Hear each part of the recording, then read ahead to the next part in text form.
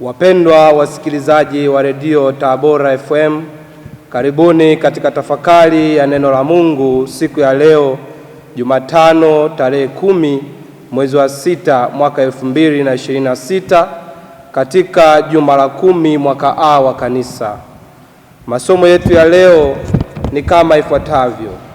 Somo la kwanza linatoka katika kitabu cha Wakwanza wa Wafalme sura ya 18 aya ya 20 hadi ya 39. Na somo la Injili linatoka katika Injili ya Mtakatifu Mathayo sura ya 5 aya ya 17 hadi ya 19. Kabla ya kuanza tafakari yetu, tusikilize somo la Injili. Somo la Injili lilivyoandikwa na Mathayo. Yesu aliwaambia wanafunzi wake, msidhani ya kuwa nalikuja kuitangua Torati au manabii. La, sikuja kutangua bali kutimiliza. Kwa maana amini nawaambia, mpaka mbingu na nchi zitakapoondoka, yodi moja wala nukta moja ya Torati haitaondoka hata yote yatimie. Basi mtu yeyote atakayevunja amri moja katika hizi zilizo ndogo na kuwafundisha watu hivyo, ataitwa mdogo kabisa katika ufalme wa mbinguni. Bali mtu atakayezitenda na kuzifundisha, huyo ataitwa mkubwa katika ufalme wa mbinguni. Neno la Bwana. Msidhani ya kuwa nilikuja kutangua Torati au manabii. La, sikuja kutangua bali kutimiliza. Wapendwa katika Kristo, Yesu ndiye ukamilifu wa Torati na manabii. Yote ambayo yalisemwa katika Torati na kuaguliwa katika manabii yanatimia katika Kristo Yesu Bwana wetu, kama tunavyorejea katika Injili ya Luka sura ya 16 aya ya 17. Katika sehemu hii ya Injili takatifu, Bwana Yesu anatualika kutafakari vyema kwamba sheria ya Musa na maaguzi ya manabii hupaswa kufafanuliwa katika mrengo wa Kristo mwenyewe ambaye ndiye ukamilifu wake. Kristo habadilishi Torati bali anaikamilisha. Hivyo hata sisi hatuna mamlaka ya kuvunja wala kufundisha tofauti na amri za Mungu kama Kristo anavyotutaka, bali yatupasa kutenda na kufundisha kadiri ya sheria.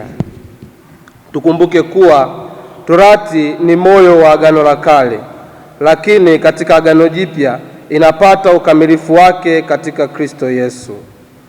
Yesu anazitaja amri za Mungu katika maeneo fulani na kuzitolea ufafanuzi. Daima Yesu katika maelezo yake habadili chochote, bali hutimiliza Torati katika ujumla wake.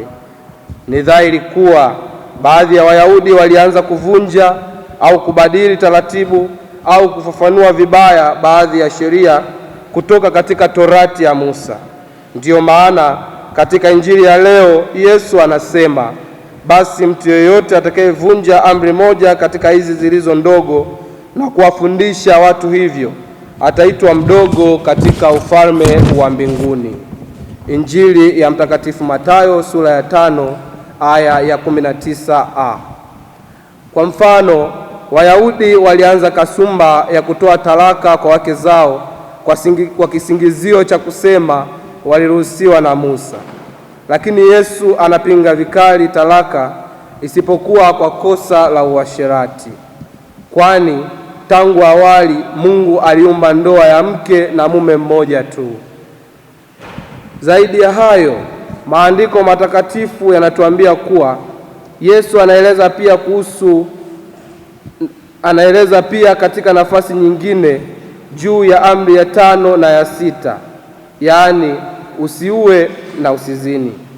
Bwana Yesu anakataza hasira mbaya, chuki, kwani kwa zenyewe tu zinaweza kutufanya tutende dhambi ya kuua. Pia tamaa mbaya ndani ya mioyo yetu zinaweza kutupelekea kufanya dhambi ya uzinzi hata bila kwa kitendo chenyewe. Wapendwa, hapa Yesu hatangui torati bali anaikamilisha tu. Basi ndugu zangu katika Kristo, hata sisi leo tunakumbwa na changamoto hii. Tunayo maelekeo ya kubadili, kutafsiri vibaya amri za Mungu ili mradi zihalalishe mabaya yetu. Hili halikubaliki. Bwana Yesu anatuonya tusifanye hivyo, kwani ni chukizo mbele ya Mungu. Kwa mfano, tunashuhudia watu wengi wanajaribu kuhalalisha ibada za sanamu. Pia wanajaribu kuhalalisha mahusiano ya kimapenzi ya jinsia moja, yaani ushoga na usagaji. Pia wanajaribu kuhalalisha rushwa, kugushi nyaraka na takwimu mbalimbali, kutoa talaka na mambo kadha wa kadha ambayo ni kinyume na amri za Mungu. Tunaua dhamiri zetu na kuona kwamba mambo haya ni ya kawaida tu, ingawa ni kinyume kabisa na amri za Mwenyezi Mungu. Hivyo ni mwaliko kwetu sisi leo tutafakari ni katika nafasi gani tulipata kishawishi cha kufanya hivyo, na tuombe huruma ya Mungu ili tuweze kutubu na kuanza upya, kwani mtu atakayezitenda na kuzishika amri za Mungu ataitwa mkubwa katika ufalme wa mbinguni. Tafakari hii imetolewa na mimi Frateri Cassian Aaron Tanga kutoka Jimbo Katoliki la Mtwara, ninayesoma masomo ya taalimungu mwaka wa pili katika seminari ya Mtakatifu Paulo Mtume Kipalapala, chuo cha upadri. Tumsifu Yesu Kristo.